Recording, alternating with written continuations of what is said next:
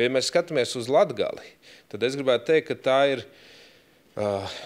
tas ir reģions, kur sākās Eiropas Savienība. Jo, ja mēs sekojam tam, kā saule lec, ja, un no tās puses skatāmies Eiropu, tad tas ir pirmais reģions, ja, kur sākās Eiropa. Un tāpēc mums ir ļoti svarīgi viņu veidot, attīstīt, un kad mēs redzam arī šo te atšķirību, jo skaidrs, ka par cik tas ir sākums un kad tas ir pirmais reģions, ka tur arī parādās kādas šīs te polemikas iezīmes.